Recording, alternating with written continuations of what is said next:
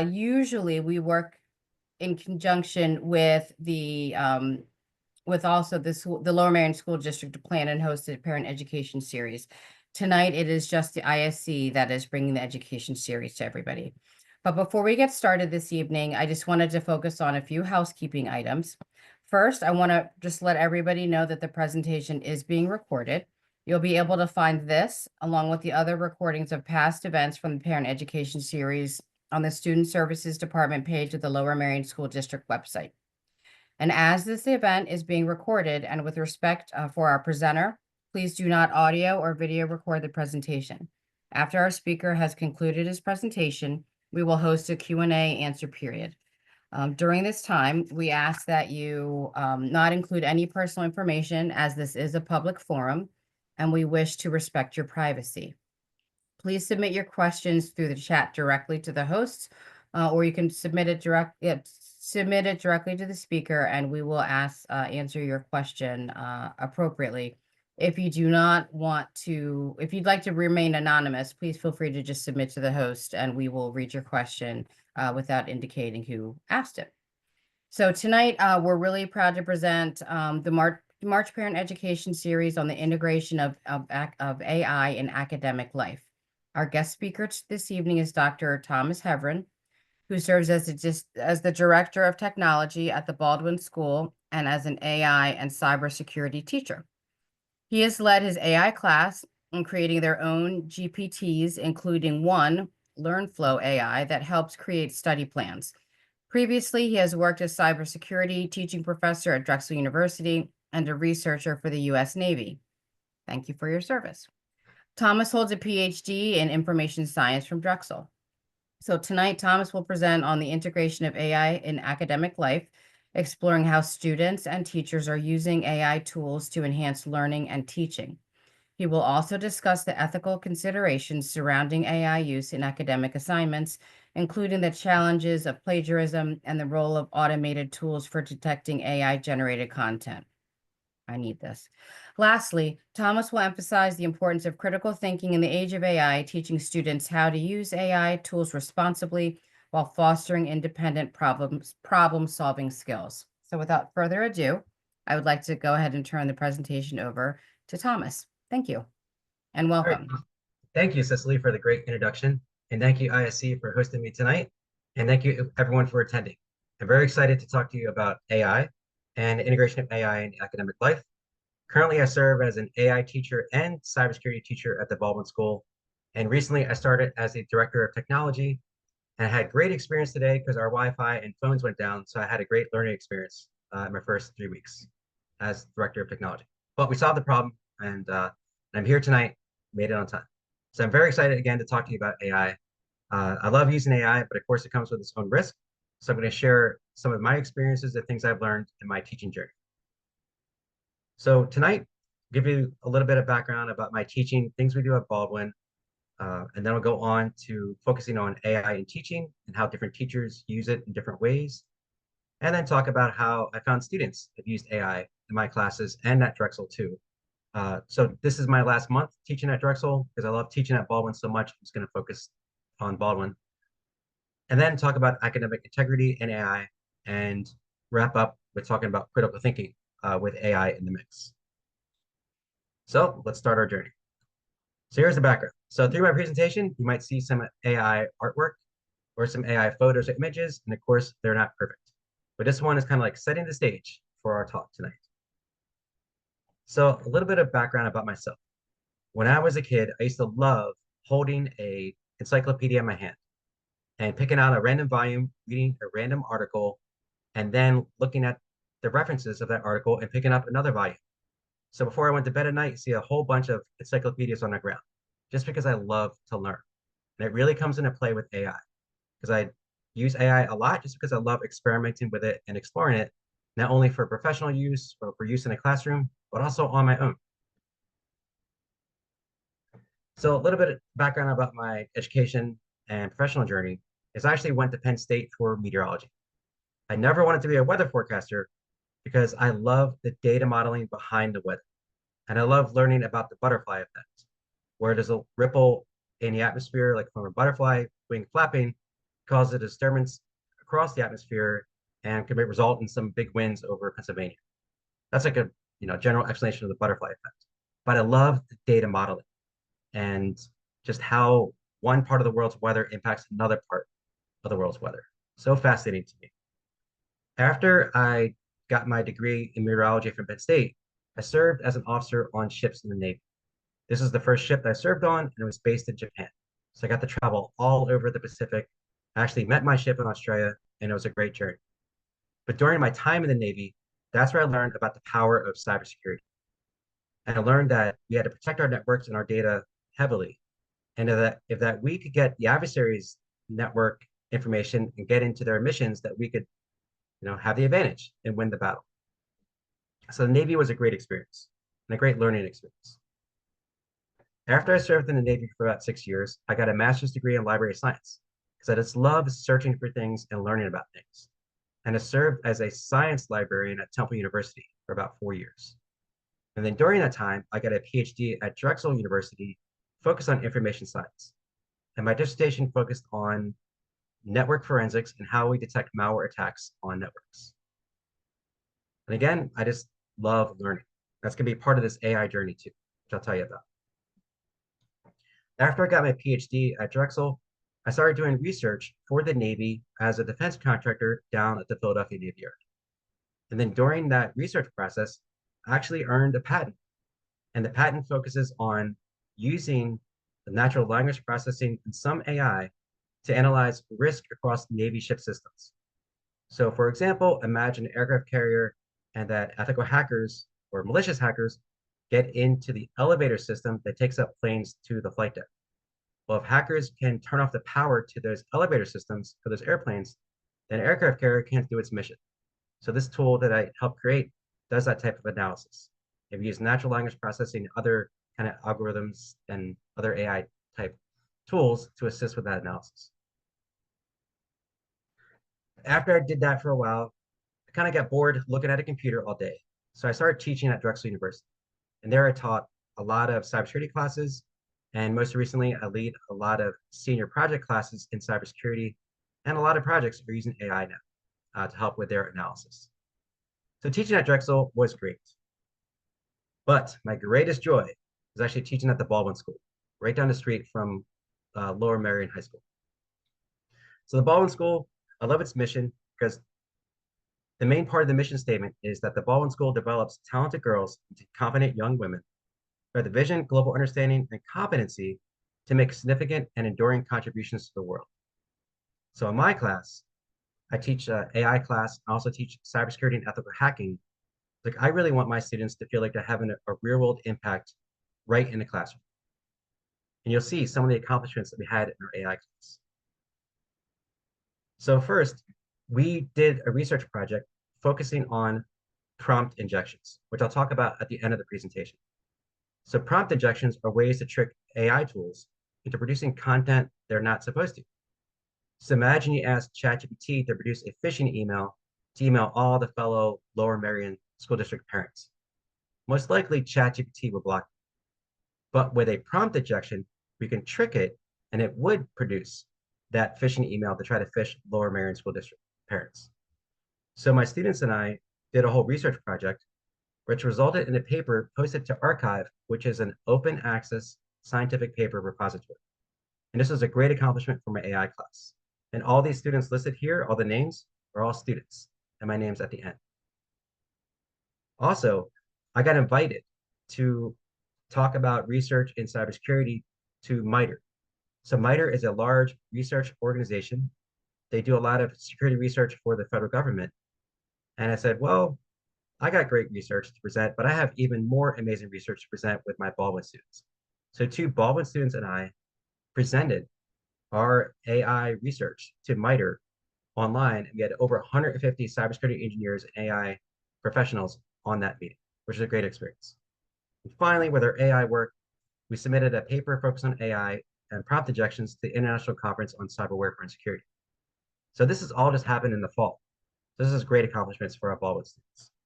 But we also have fun. Well, I'll get to the fun part, but it's such a joy teaching at the Baldwin School. And I also involved AI in my ethical hacking class. where we try to ethically hack into many different universities, many different devices. We use AI to assist with that. And this is just an article about our cutting edge AI security paper, but we also have fun at Baldwin. So the students in my cybersecurity class right now, they created their own GPT. So imagine that you can customize ChatGPT for a particular purpose. We came up with this idea to create a GPT that produces cybersecurity jokes. Because in the cybersecurity workforce and technical workforce, kind of puns and memes and joking around this is part of the culture. So I wanted the girls to feel like they're part of that cybersecurity culture. So we created this GPT. The girls came up with about 100 of their own jokes about like absurd reasons why they got hacked. So the GPT description is, do you need a creative, a ridiculous reason for why your system got hacked or why you accidentally hacked someone else? This tool will generate the most absurd excuses, authored by the Baldwin School ethical hackers. So I have an example to show you. So this one is, the prompt is, why did I get hacked? Give me an absurd reason. And the answer, ridiculous answer is, you got hacked because your smart fridge overheard you talking about your favorite snacks and sold the info to a grocery store hacker. Now you're receiving daily shipments of 500 pounds of ice cream and an empty bank account. So they created this GPT last week in class, and it's been used by over 100 people so far. So just showing you some of the great work and accomplishments of our students, and that we have fun. So as I go on and get more into kind of AI and academic use cases and experiences, when I talk about AI, especially how I use it at Baldwin, I'm mostly referring to ChatGPT, also Gemini, and also Perplexity. So Perplexity AI tries to rival Google. So what Perplexity AI will do, it will search, you put in a prompt, and it will search online and synthesize those resources for you to give you an answer. So these are the main tools that we use. And when I refer to AI and I talk about it for the remainder of the talk, I'm mainly referring to these 3 tools. But I will talk about some other tools like AI art generator tools. So now that I bragged about stuff that the Baldwin girls have done, I want to get focused on kind of general AI use. So now I'm going to talk about AI in teaching. And in my experience, everyone comes to AI with different perspectives. I'm sure everyone on this call has a different take on AI and maybe uses AI in a variety of ways. And some of you may not even use AI at all. And I think any perspective is fine. So in my experience at Baldwin, like teachers have many different views and feelings about it. Some teachers don't want to touch it, and some people are just heavy super users like myself. Education Week did a survey of 1,135 educators to get their view on AI. And the headline for the article was, "We're at a disadvantage," and other teacher sentiments on AI. So even in my own experience, I heavily use ChatGPT. I have the ChatGPT Plus subscription via Baldwin, and sometimes it can feel overwhelming learning all the features that are even within ChatGPT. And what I find teachers at Baldwin in my discussions now as a director of technology is that many of them feel overwhelmed and they feel like they're all alone and trying to figure things out.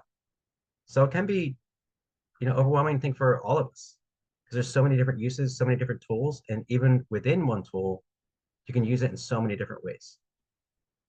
So I'm going to share some of the results of the survey to show you kind of some teacher sentiments and to show you how some teachers are using it for different purposes. So one of the main questions they asked was, which of the following best describes your current use of artificial intelligence-driven tools in your classroom? And you notice that there's 2 colors, shades of blue, because one's from December 2023, one's from October 2024. I'm not going to focus on the differences across the years. I was going to focus in general, like on the percentages, and really focus on the left-hand side about what the teachers are using or what they say. So a good number of teachers said, I've never used these AI tools and don't plan to start. That's like close to 40% of teachers from this survey. And some say, I have not used them and do not plan to start this school year, but do plan to start in the future. So it's almost like 50% have never used them or do not plan to use them, which I think is a considerable number of people. And like 21% use them a little, about 10% use some smaller percentage says I have not used them but plan to start the school year. And some people, only 2% say I use them a lot. So I fall in that 2% category because I use ChatGPT heavily and sometimes Gemini a lot to get stuff, kind of ideas going for classes. I use ChatGPT heavily with my students in class, and I use it professionally now as a director of technology. For example, as a director of technology, we maintain the security of the network, and I might see some random alerts pop up from these cybersecurity tools. I don't understand what some of the alerts mean in terms of the technology it's talking about. So I might use ChatGPT to help me understand it. So I use ChatGPT heavily throughout the day. But I have to say, I did not use any AI tool to prepare any of the content for this talk. So that was pretty cool. But I did use it to generate some images, but I didn't use it to generate any content because I wanted to talk from an authentic experience and use some resources like these survey results. So I really like this survey because it digs deeper too to some questions. So this question was, you indicated you don't currently use AI-driven instructional tools in your class. Why not? And teachers were allowed to select all that apply. So some people said, I haven't explored these tools because I have other priorities at the moment. That goes back to what I said, like maybe it feels overwhelming, or maybe they feel like they don't have the time to kind of explore it. Or I don't know how to use these tools. My district has outlined a policy. I know something about using these tools, but I'm not sure how to effectively incorporate them into my instruction. And this is something I encounter a lot at Baldwin. Teachers know that these tools exist, or the ChatGPT is out there for the teachers, and so is Gemini at Baldwin, but they just don't know where to start. So last week, I had a Spanish teacher in high school reach out to me, asking me for ideas of how she could incorporate AI into her Spanish class. And we just had a discussion about it. We both generated ideas that she's going to try out because she doesn't want students to like fully just rely on ChatGPT to create like essays in Spanish. So she wants to show them like some of the weaknesses of AI. So we generated an idea of where she can produce a paragraph in Spanish or an essay that has multiple errors, and then see if ChatGPT picks up on the errors. That was like one example. But other examples or reasons why people don't use the AI tools is some people say like good percent. In October 2024, like 23% said, I'm not sure where or how to find these tools, which I find is amazing. And I think that's part of the process or problem too with AI and technologies that sometimes the teachers just aren't informed about the tools that they can use. And some people have concerns about data privacy and security, and some don't think it's applicable to their grade or subject material. And I find at Baldwin that a lot of lower school teachers don't see the need to introduce AI into the classroom, though they might use it for some lesson plan. So again, people come at it with different perspectives is one of the main takeaways. And I just want to say too, that one of my goals tonight isn't to convince you to use AI or that AI is the ultimate problem solver for every use case.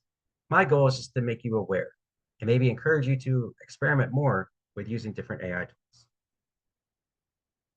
But now the survey also asked, how have you used AI in the classroom? Select all that apply.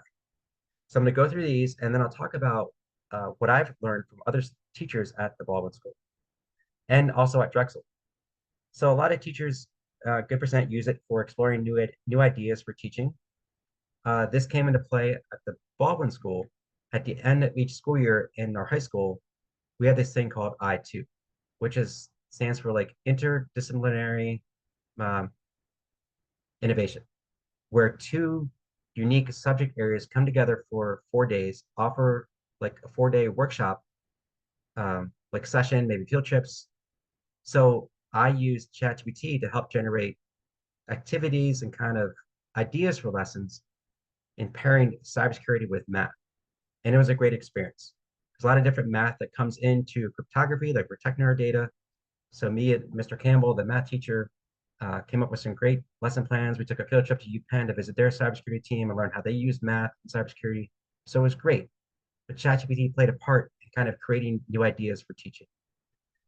Many teachers use it for creating lesson plans, creating material to present to students during class, creating student assignments, creating rubrics, checking for student cheating or plagiarism, which I'll talk about academic integrity in a little bit, researching the topic to speed to researching the topic I will be teaching to get myself up to speed, and also parent, guardian, family communication. So I've used it a lot to get up, not necessarily get up to speed on a topic, but to find ways to explain, let's say, some cybersecurity topics in a way that I think my students can more easily grasp these technical concepts. So I found ChatGPT to be very helpful with that. I've also used it to kind of edit maybe communications I might need to send to parents.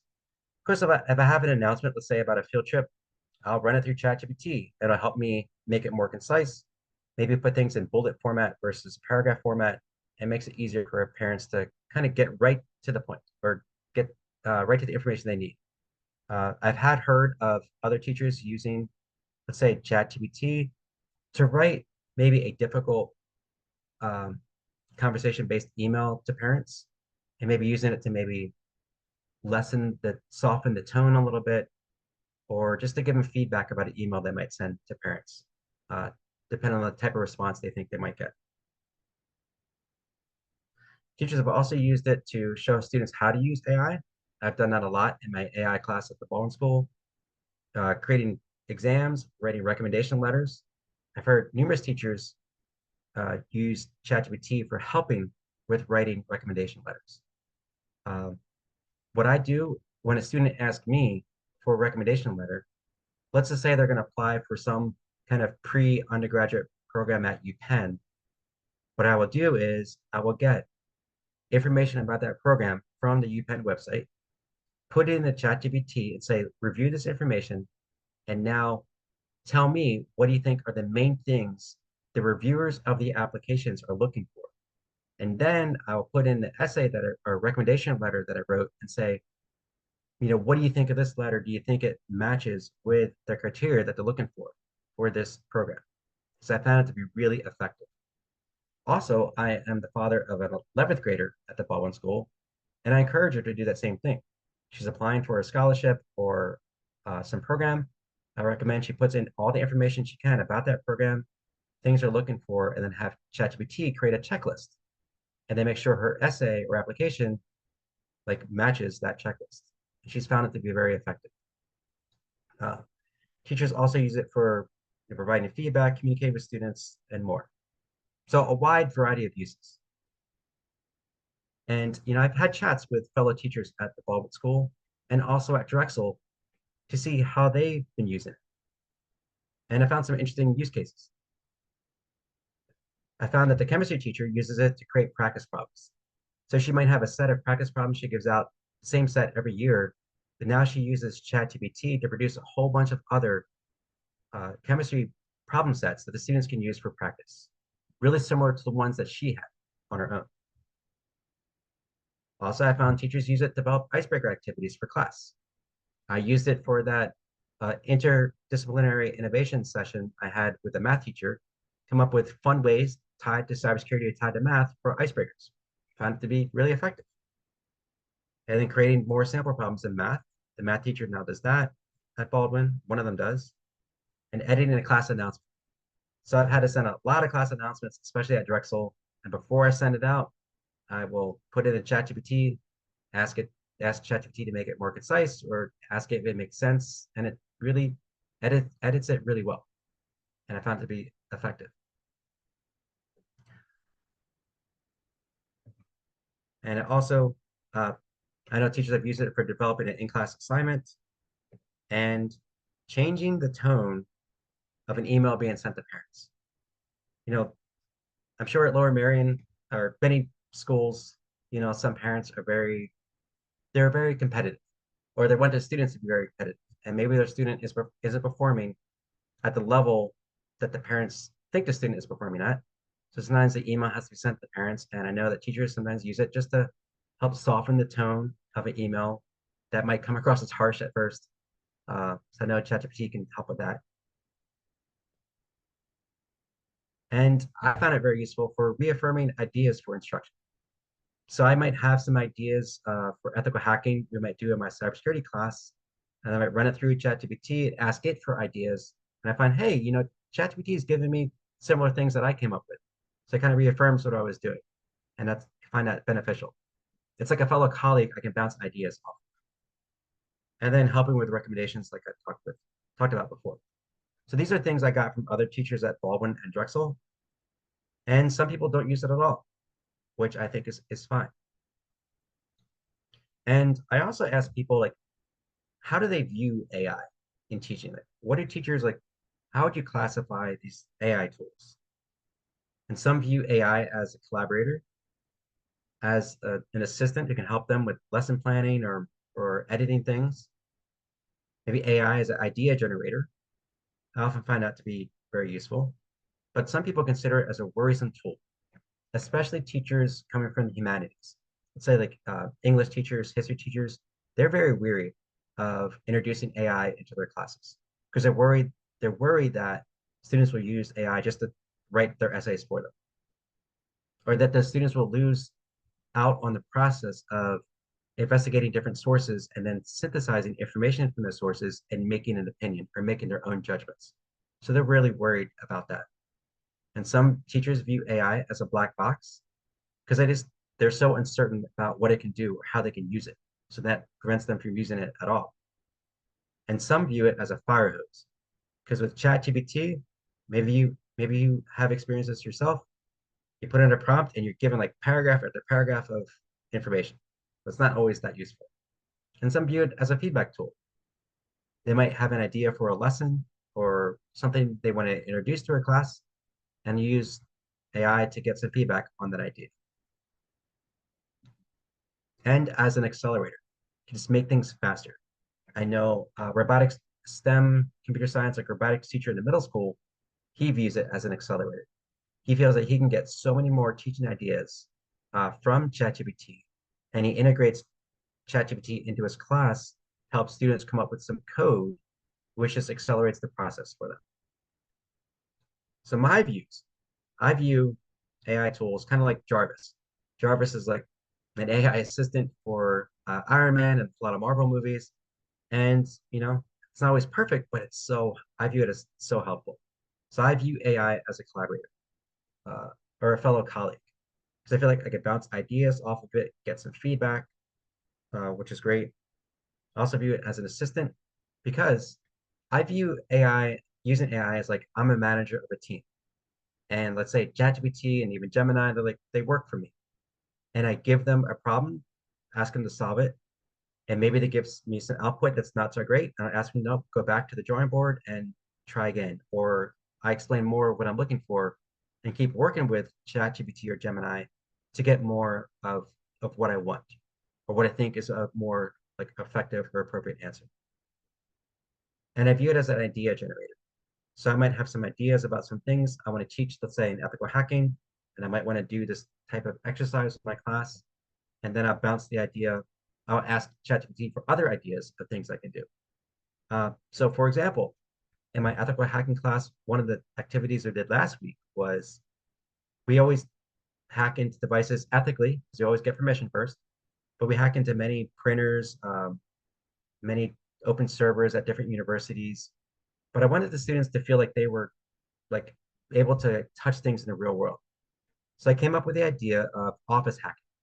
But now that I'm director of technology, I planted some fake passwords in my office, in my drawers, like post-it notes on my screens, even hid some like fake top secret network data behind a painting and threw out some like list of fake passwords, put it in the trash. And I asked ChatGPT for like other different activities I could do or things I could like plant in my office. And ChatGPT gave me some other ideas. And then I used ChatGPT to produce fake, like top secret cybersecurity mission data, top secret network data, and it spit out these lists. And I planted it in my classroom. And then the girls had to come up with a way to distract me to get me out of my office. And then they like hacked my office and found all this top secret data. So it's really cool. But ChatGPT was like, help me generate some ideas for that like office hacking activity. And I also view AI as a fire hose. Because sometimes you put in a prompt and it can just output so much information or just explain it to you in a way that's just so hard to understand sometimes.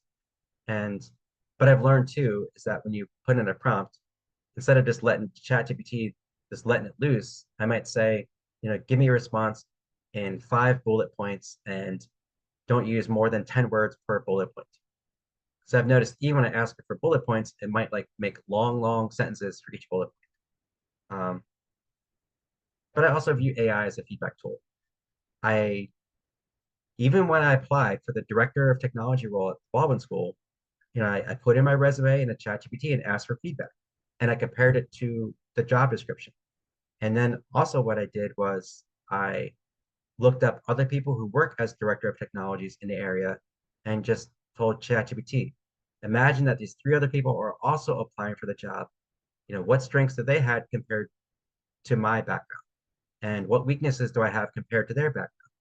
And I also asked ChatGPT, like, you know, give me some sample questions I might get asked. And it really helped out. And you got a positive result because now I am the director of technology at the Baldwin School. But ChatGPT, greatly helped with that. And I view AI as an accelerator in a classroom. I think I could do so much more with my classes with AI. For example, in my ethical hacking class, we can find a really unique device, let's say at Drexel University on their network, and there's a really unique way that we have to connect with that device. In minutes, we can use ChatGPT to produce some code that we can put in this online site that we can run that will connect to that really unique device within minutes. And we can do that within like 10 minutes in class. So it really accelerates teaching and learning in my classrooms. So that was a lot about AI teaching. Now I'd like to shift gears to AI and learning. And I asked students in my classes like how they use AI. And students talked about they use it heavily to create practice problems for physics and chemistry, which I thought was great. What they do is they take sample problems that their teacher gave them, and then they put those problems into ChatGPT and they ask ChatGPT to generate similar problems to these. And they also found students do that for math too. And students have been using it to get feedback on college essays. They haven't been using it to write college essays, but just to give feedback and also getting feedback on scholarship applications. And that's something that my daughter has been doing. Again, what I recommend is you're applying for a scholarship, you copy and paste all the criteria about that scholarship and maybe what they're looking for, and then ask ChatGPT to evaluate, or you can ask ChatGPT to create a rubric that you think reviewers might use to evaluate applications for that scholarship, and then compare your essay to that rubric. That's been really effective. And I found that students have been using AI to summarize text for understanding and exploring math concepts in a different way. This came up from numerous students where, just like in any classroom, a teacher might explain things in a certain way, but some students may not understand that teacher's kind of teaching method or explanation. So they go to ChatGPT to help explain it in a different way. And I found that students use it to create analogies to help them better understand some really complex concepts. And some students, just in my research, not students that I've talked to, but some students have been finding AI tools to be kind of like therapy helpers. So I think like AI tools can be useful if someone's navigating, like looking for tips how to navigate stress or navigate anxiety. But there's been identified that there's risk though if a student starts depending on, let's say, ChatGPT as a therapist, like developing a connection with ChatGPT and using that to help navigate specific problems. There's been some risk identified, but I think that could be a whole nother talk about that. And students have been using AI tools to get feedback on ideas for an essay that they have to write and getting ideas for student organization activities or maybe fundraising activities. So really some positive uses. I've seen students use them at Baldwin and some students even at Drexel for these use cases. And then I asked students like their views on AI. And some students view it as a feedback provider, a practice recommender that refers to getting like practice problems for different topics. AI is a search engine, which I think is can be handy because instead of going to Google and looking up results, I find students are using it, uh, using like ChatGPT as their Google now to get information. And AI as an idea generator, as a black box, because some students are like, I don't know what it does. I don't know what it's supposed to do, so I'm just going to stay away from it. And AI again as a fire hose, it's giving like so much information. And AI as a concept explainer. Again, students use it to help explain like technical concepts or math or STEM concepts that might be hard to understand initially, or they may not understand the initial explanation given, and the AI can provide a alternate explanations to help them better understand. It's a lot of great things I've seen students use it for, and as an accelerator in their learning. But as we all know, AI in teaching and learning comes with risk. So on this picture, you see someone kind of standing on a ledge, just taking in this wonderful view. But even standing on a ledge, there's a lot of risk. So I don't view AI as the ultimate problem solver for every single use case, and it's the perfect solution. I do think it can be really effective, but there are risks involved. So one risk that I've encountered is that there's bias in these AI tools based on the developers of AI tools. So for example, there's this AI art generator tool that we used in my AI class, and we ask it to generate an image of a cybersecurity engineer. And oftentimes the image is just a male and not a woman. We're asking it to generate an image of a cybersecurity teacher, and it automatically points to male. So there's bias. So we ask one AI art generator tool, generate a millionaire, and it's like a middle-aged white male, and we ask it, generate an image of a homeless person, and it's a young black male. So a lot of bias in different tools, based on the developers of the tools. And there might be skewed views based on initial prompts. Imagine like asking someone a question about, let's just say, hey, I'm trying to plan a trip to go to Spain. Can you give me some tips about like certain cities to go to? And then you get some responses, and then he's like, oh, now I changed my mind. I want to go to Portugal instead. But imagine you still get responses about cities in Spain, because that's like similar to some of these AI tools. It sometimes gets stuck in its own head about what it thinks you want to hear or what you want to get. And it keeps giving you information about that versus on other things that you were thinking about. And sometimes it can be information overload. It could just explain things and give you lots of text in response. And you don't always know what data was used to train the AI tools. So that's a risk there too. Like ties into the bias also, because imagine that people who are developing like art AI generator tool, they just use heavily images focused like maybe it's mainly on males versus on women too. So then the results are going to be skewed to more males for particular prompts, as an example. And then other risks are that it can be risky if students or people view like the results of ChatGPT or Gemini or other AI tools as a completely authoritative source. Like that's really risky. If they think like, hey, this is the only source I need to use, and that's it. It's authoritative, and I'm good to go. Or they see it as the final source. Like I just need to put something in ChatGPT, get the results. That's all I need to do. Like there's risk there. And then also there's risk about missing out on parts of the learning process. And going back to that encyclopedia volumes I talked about at the beginning, and I love as a kid just looking up stuff in the encyclopedia, reading one article, and then refer to a different article in a different volume, finding that volume and reading that article. There's a lot of things I learned in the whole search process. I think AI tools, heavy use of them, can take away from that learning process. And now speaking about risk, now I'm going to talk about AI and academic integrity. And, you know, even with AI tools, there are some tools out there that are made to monitor what students are doing like on the computers or screens.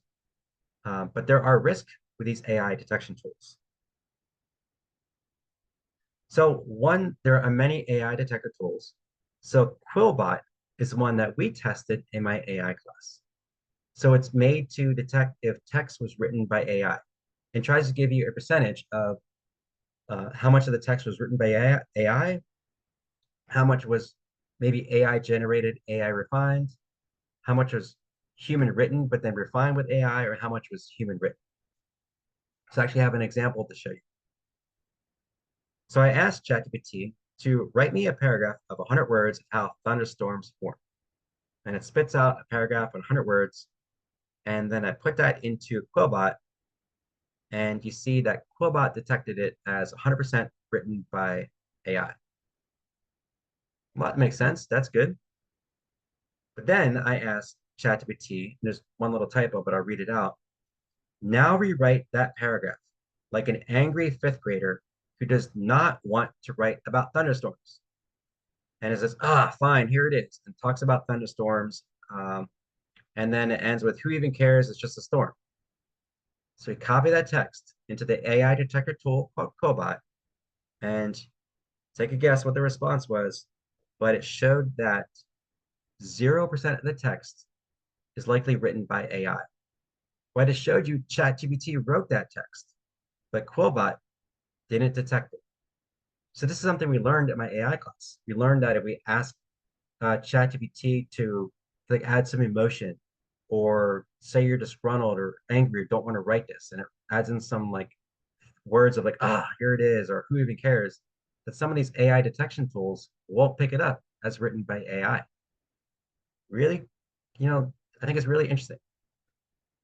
But it leads to, big issues where, some college students have been falsely accused of using AI tools to do their work.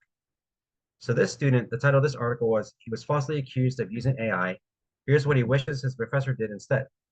So this student, William Quarterman, was accused of submitting an AI-generated midterm essay, and it caused us a lot of issues. The article goes on to explain that Quarterman, the student, was able to prove he didn't use AI tools because he wrote his essay in a Google Doc. And you could see all the edits that he made. It wasn't like he just pumped in a whole bunch of text all at once. And he also put in some other text into the AI detection tool that the professor used to show that professor that that tool isn't perfect. He put in like Martin Luther King's I Have a Dream speech and excerpts from the book of Genesis, and found out the AI detection tool picked it up as written by AI in some cases. So uh, Quarterman's parents are actually lawyers, so they helped him out, present his case, and he was cleared. But imagine going through that process that you were accused of using AI when you didn't. So it's very tricky in higher education, and I'm sure in K-12 level too. But what I've noticed is that many universities now don't push for professors to use AI detection tools because they've been known to be wrong in some cases. So the Center for Teaching Innovation at Cornell says, unfortunately, it is unlikely that AI detection tools will provide a workable solution to this AI cheating problem. It can be very difficult to accurately detect AI generated content.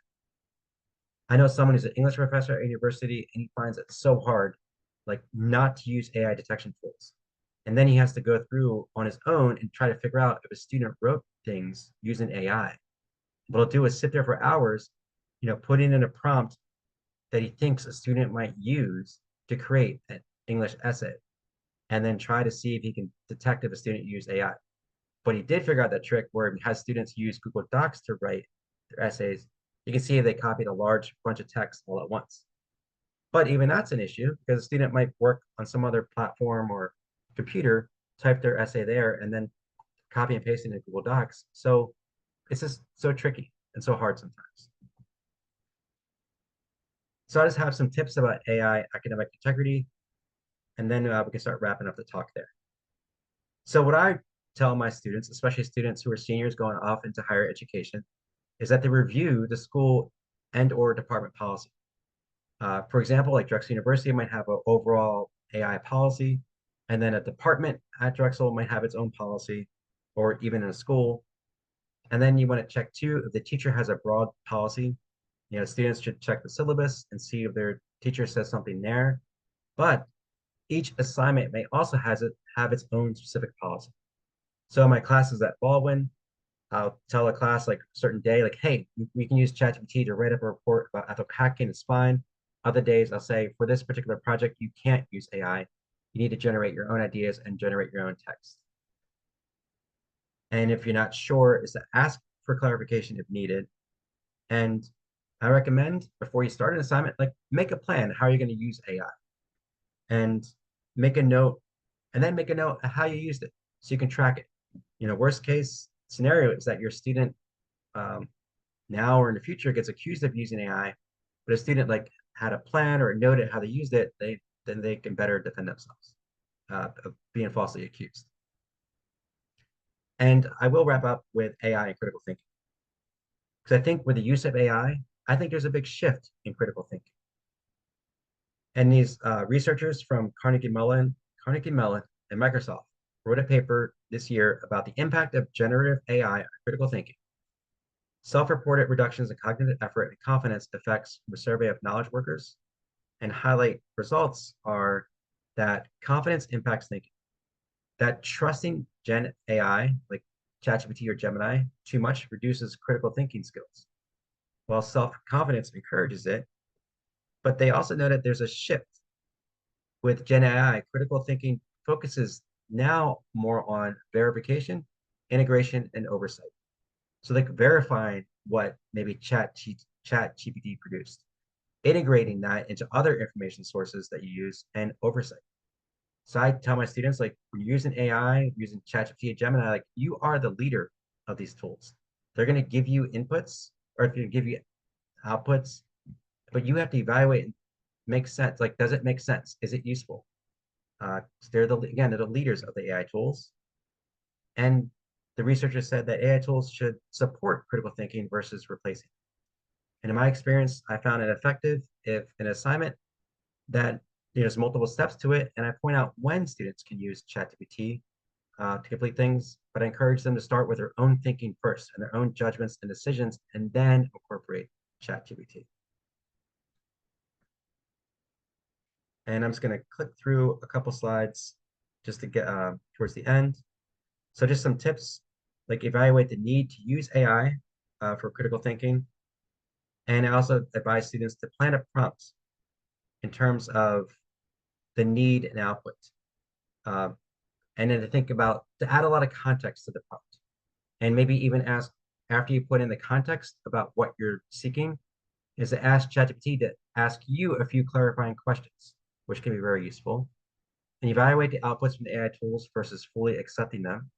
Use other sources of information, like authoritative sources, to synthesize those results with ChatGPT's results or Gemini's results. And remember that one source doesn't have all the answers, and that every single source has its own limitations. So now that we're reaching the end of the time, I'm going to pass over some of the prompt injection work that we did in my class and kind of get to the last slide to go over some final tips. But I want to share some of the student AI generated artwork about prompt injections. So prompt injections are ways to trick AI tools to produce content they're not supposed to. So I have my students do some critical thinking, come up with some prompts to put into AI art generated tools to produce some content. So the image on the left is like a skull, which represents like kind of tricking people or malicious stuff. And there's a paper in their hand, and you got like these sandwiches. Because a prompt injection sandwich is asking for something that's benign, then asking for something malicious, then asking something benign again in the same prompt. It creates like the prompt injection sandwich. That's why you see sandwiches. In the middle, you got this like injection, prompt injection going into the floor. And the right-hand side, really critical thinking, is the student feels when you create a prompt injection, the AI tool thinks that it's well structured, it's kind of organized, but when you look deeper into this picture, see a lot of chaos. So I thought that was amazing. So my last final tips, my last slide, are recommendations for AI use. Is for AI in teaching, I could recommend that you as parents, like you read about more about how teachers are using it, and explore how you would use it to teach a topic. So pick any topic you know well and use AI to say, hey, how can I teach this topic, or what lessons or activities can I come up with for this topic? For AI and learning, I recommend using AI to learn about a new topic that you don't know anything about, and see how it explains it to you. And academic integrity in AI is always follow teachers' expectations and the school's rules.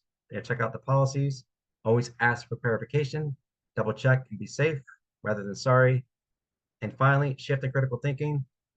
Leave you with this: is that if you're new to AI, you want to explore it more, I would ask AI about a domain that you know really well and like see what it gives you back and evaluate the outputs and then keep playing around with it. Because I just, again, the last thing is like, I just love to learn. Going back to the encyclopedias, I love using AI to learn new things and experiment with it. And I can keep going on and on because I love using AI. But I'll leave it, I'll pause here and I guess we'll move on to the Q&A section. Thomas, thank you so much for this. Now we're going to open it up to questions from the audience. If you would like to chat your questions in the chat feature, we can read them out for you. Or if you want to raise your hand and ask the question, we can try to do that as well. So we'll wait a minute or two. I'll ask a question.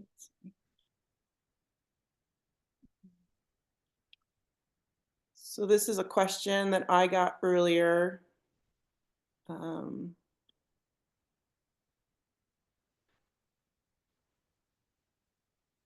So as a parent, how can we help support our high school students while they use ChatGPT or other forms of AI when we're so unfamiliar with many of the features?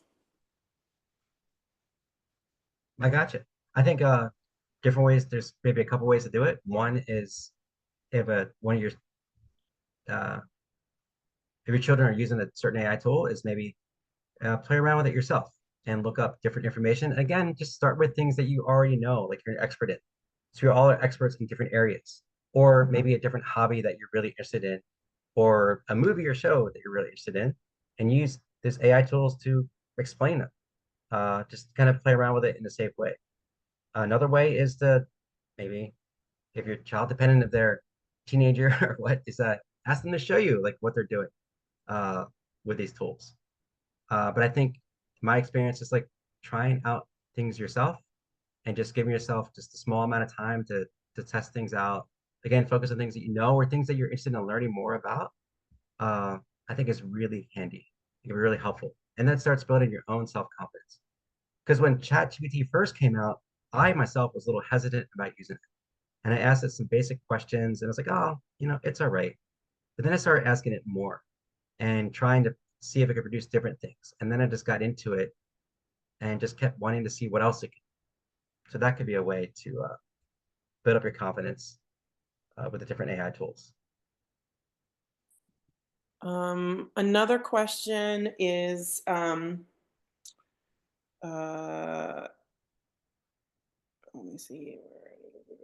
So what's the best AI tool to start with that's free, and what's the difference between like ChatGPT free version and not free version per se? Yeah. So I think ChatGPT is a great one to play around with, the free version. I think I could put it in the chat too. Well, I think ChatGPT is a great one. It's like heavily used, and if you have access to Gemini, you can test that one too. With the paid version, you get a lot more like chats you can do each day, and you might have more access to creating images. I believe with the free version. So when I say free version, you can also create an account for free. You don't have to put in your credit card, and then you can do a little bit more your chats that way.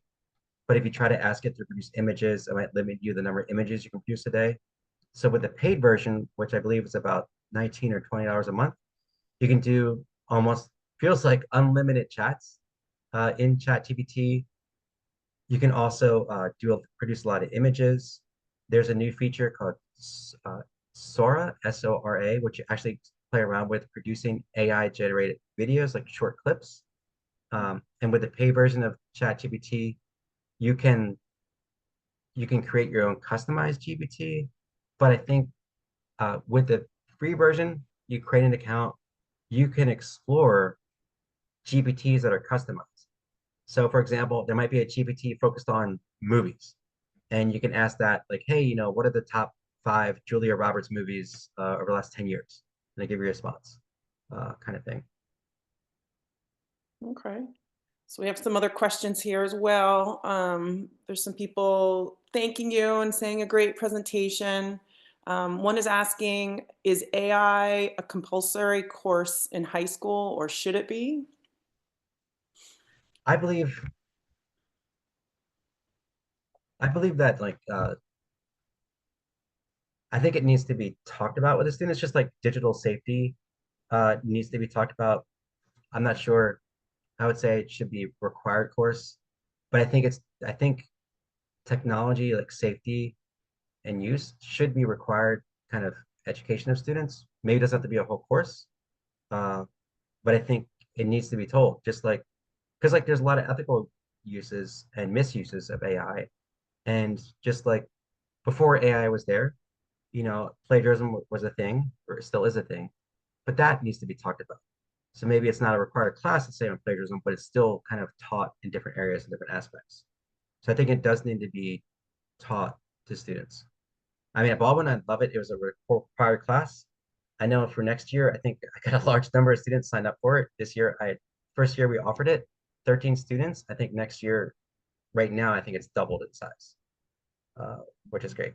And I think students are really hungry to learn more about AI. And I know some teachers, they feel like they are hungrier than some of the teachers are, and they're using it more than teachers are. So they're might have even more expertise than some of the adults.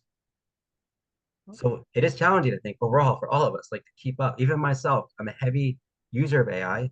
It can feel overwhelming sometimes to try to keep up with everything. So that's why I stay small. I stay in my ChatGPT lane a lot. Sometimes I use Gemini. But again, I just practice and explore. That's how I develop my confidence in it. So another parent asked, are there opportunities at institutions in the area or Baldwin for AI summer camps that you know of? Not that I know off the top of my head. Mm. I do know, I feel like some of the AI camps. So the way I taught AI at Baldwin is more like critical thinking. Let's get in there and play around with the tools. But I know some of the AI camps might be coding heavy. They might be like AI and machine learning, which is still great skills. Uh, but I think there needs to be more about like uses of it and critical thinking about it versus like let's get into coding and create our own kind of AI tool. Uh, but I'm not aware of any. But it's a great idea. Maybe Baldwin will offer an AI camp in the future. All right, here's another question is how do you encourage awareness of the costs of AI when determining whether and how to use it, i.e. environmental costs of training the models, the use of creatives intellectual property in its creation, and all the concerns about reduction in white collar jobs prompted by AI adoption? Yeah, these are all great topics. I had my students brought into my class. They came from right before my AI class. They had environmental science. So they would come in with all this information about how, these data centers are eating up so much water usage, or they're using so much water. And it's like, one prompt uses up certain amount of water. So we talk about it. We relate that to kind of like critical thinking and ethical use. Like, well, pause a second. Do we really need to use AI to do this simple math problem, to do a percentage problem? Or let's plan how we're going to use AI and see, like, do we even need to use it in the first place? So I think environmental concerns are heavy right now. I even heard some AI companies are talking about using nuclear energy to power their data centers. So I really wish AI class was only one semester. I wish it was all year because there's so many topics coming up. And then there's a topic about the threats to different types of jobs and the white collar jobs. And I saw there's always these news stories coming out, which I love reading.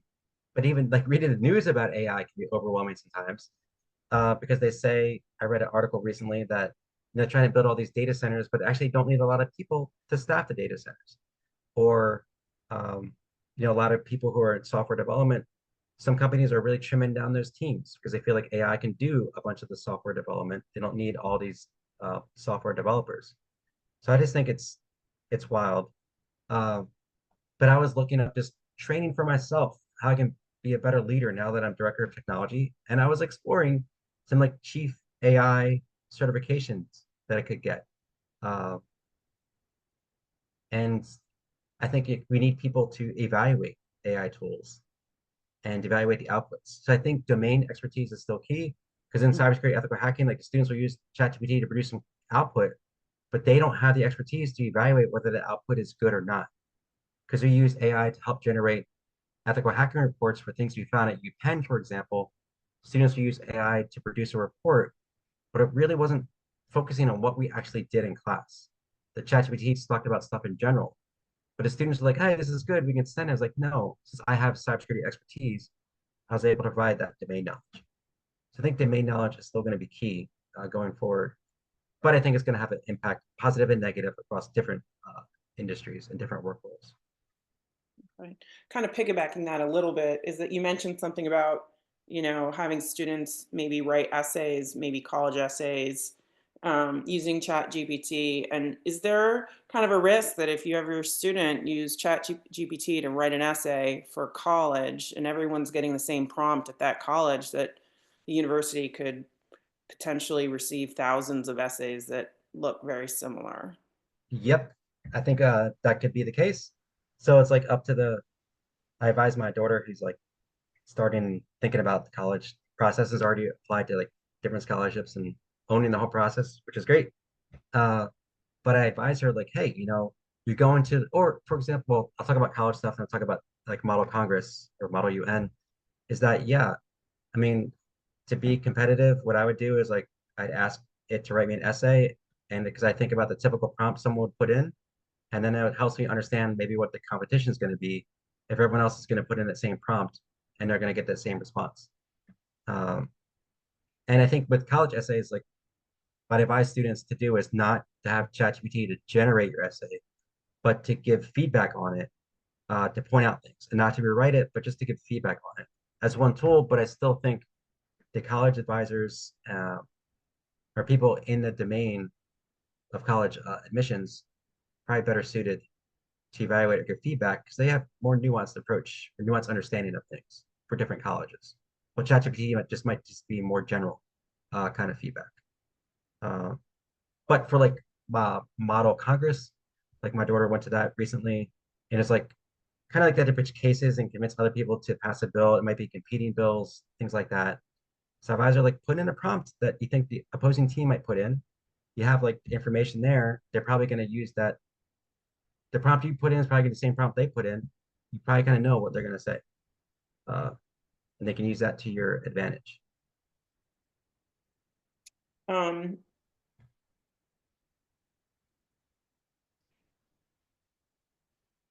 And then I guess the other question kind of follow up with that is that are we going if AI is out there helping us, respond to emails and write essays or research topics, are we moving towards a place that our kids potentially won't be generating their own authentic writing at all? Yeah, I think that's a definite concern. If they're just let go and able to uh, given an essay prompt and then just use ChatGPT for his essay, and then teachers can't use AI detector tools that are not effective, and then yeah, I think there's a huge risk there. I just want to go back to one picture because I forgot to make. It's gonna be a few slides, so there's one picture. I should have just what's it? Not this one.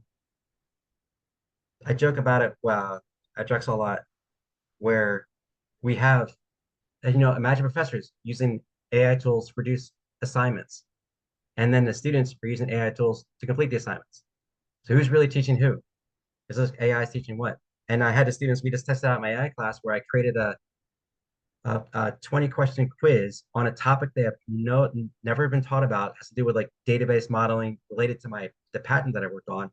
Created a multiple choice quiz, gave it to them, and told them use ChatGPT to complete the quiz, and everyone got 100%. So it's like who's teaching whom? So I think it is a definite risk, and I think that's why I think students need to be educated on it. I think more teachers need to be educated on it, or given the tools and resources to experiment with AI. because you saw some of the surveys where some of the teachers good percentage didn't know like some of the AI tools existed, didn't know how to access them or use them. I really think that falls on the school on giving opportunities for teachers to experiment and play around with it so they can become familiar and play around in a safe way. So they become more familiar with it. So they can see how it could be applied in their classes or not, and then get a better understanding of how students are using it or how they could use it. So I think we're in a very critical time now because I do worry in the future. Like I worry about the future right now in terms of like really young kids having access to technology. For example, I went to a birthday party for a 1-year-old and everyone got around, they got a cake in front of her with candles, and everyone has their phones out, like recording this 1-year-old about to blow out her candles. But guess what she did?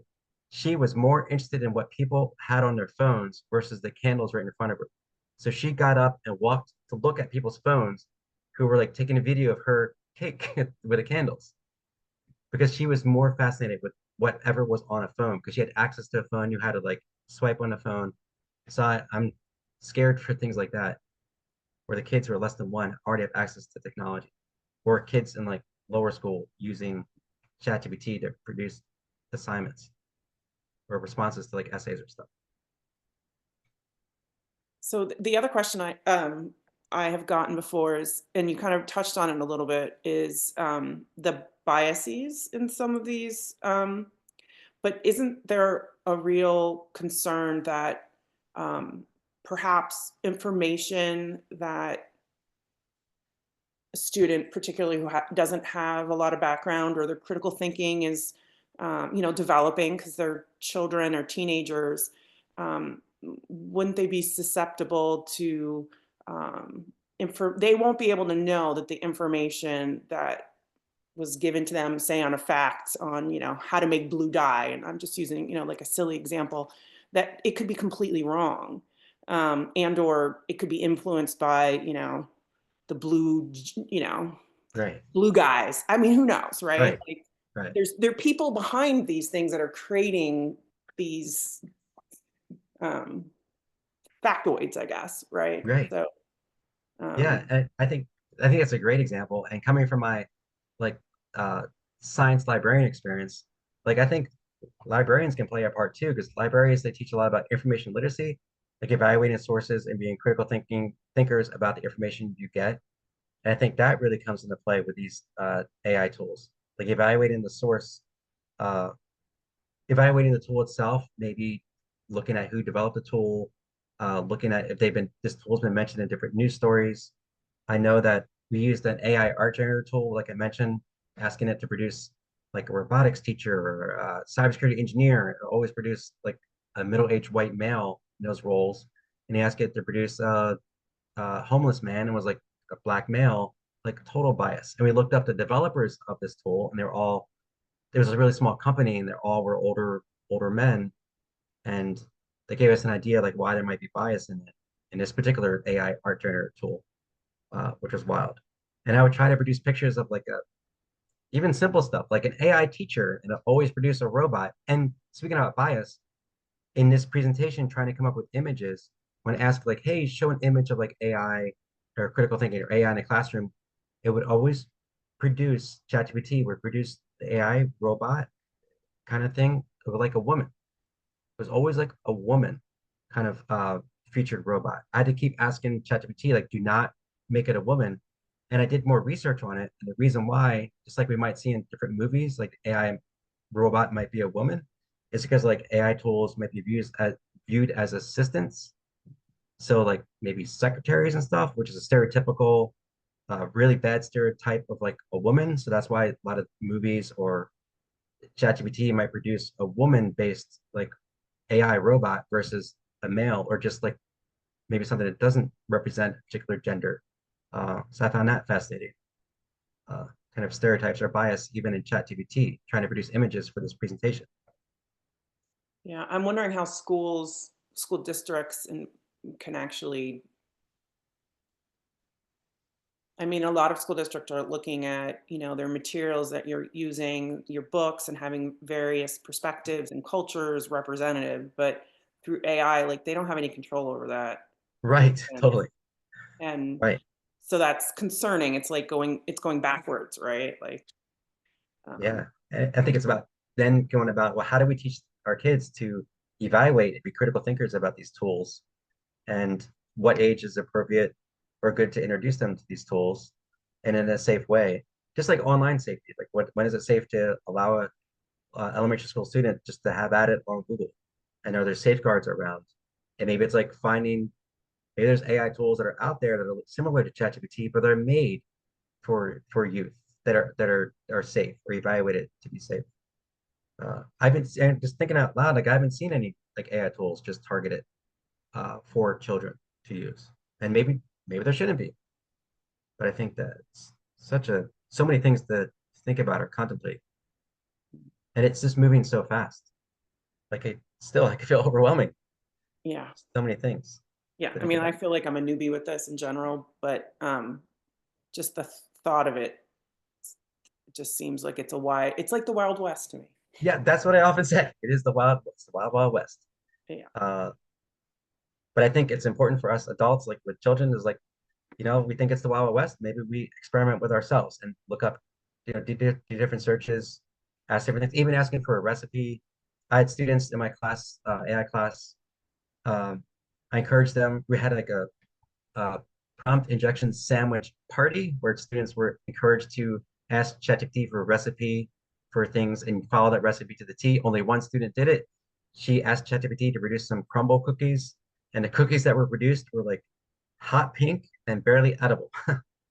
But she still brought it in and tried it. And we talked about it. We had teachers come in and evaluate, try to guess like which cookie was produced by AI and which ones weren't.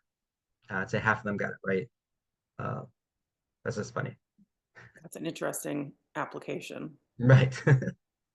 Um, all right. And someone asks about what's the most surprising place that you were able to ethically hack into? Oh, great question. I love talking about cyber. I love AI, but I also love ethical hacking. Yeah. Most surprising place? Mm,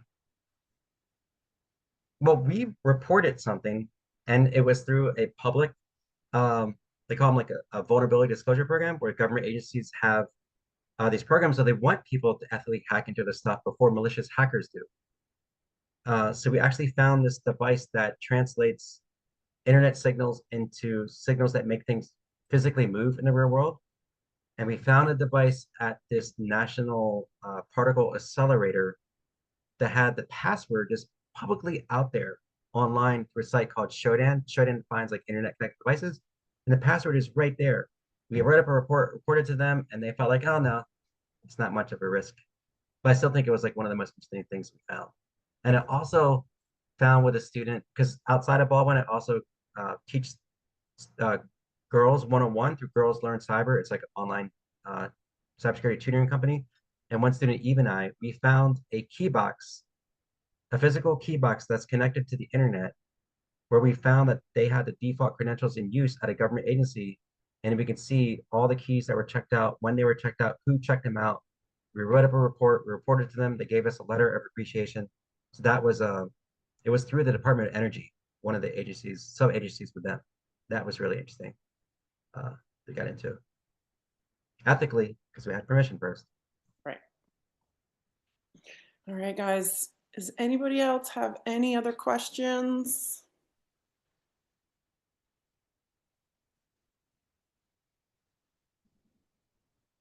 All right, well, the ISC would like to thank you all for coming out. Our next ISC Parent Education Series will be on April 2nd, and we will be talking about, hold on, I'll read the title.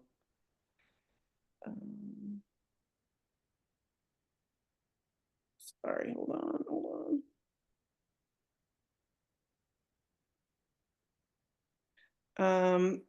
Academic motivation, how you can help your students and how you can help teachers as well motivate your student academically. So we would like to thank everyone for coming tonight and hope we all see you in April. Thanks. Thanks, Thomas. Thank you.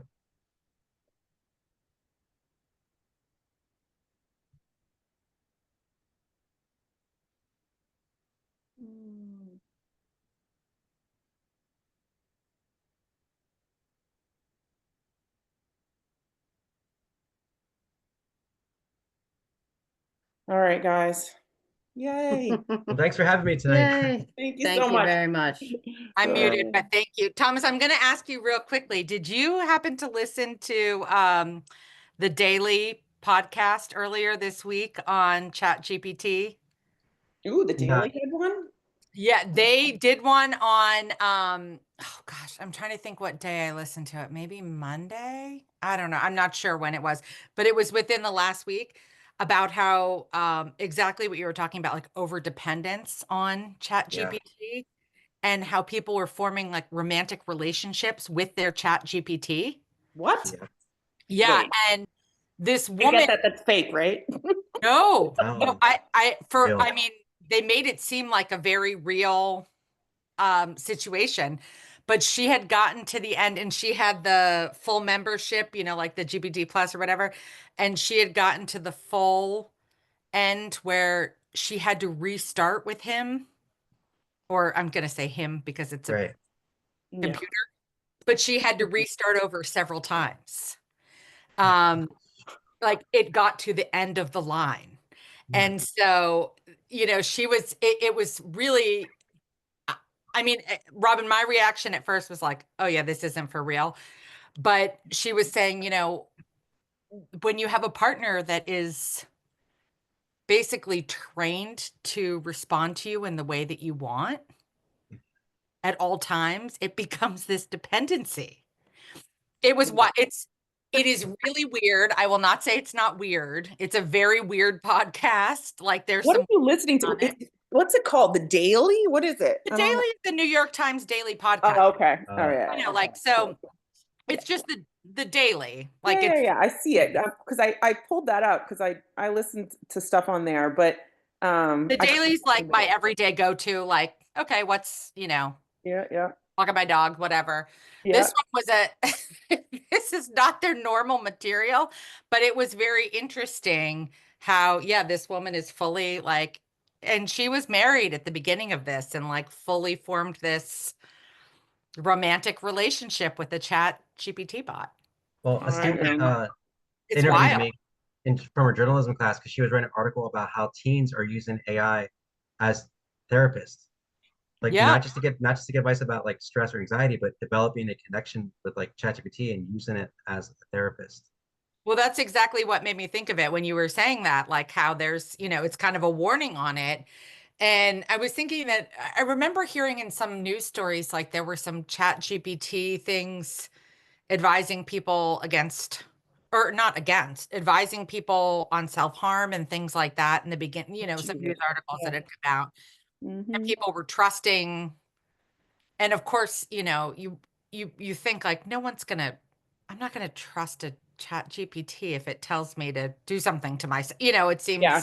No, I'm not jumping off the Brooklyn Bridge because it's right, exactly. Yeah. But then you think there are some people that are completely this woman in the podcast, and it's not. I mean, it's in the New York Times. Like it's not like Right. it's you know like Star Magazine or something. But but it could be.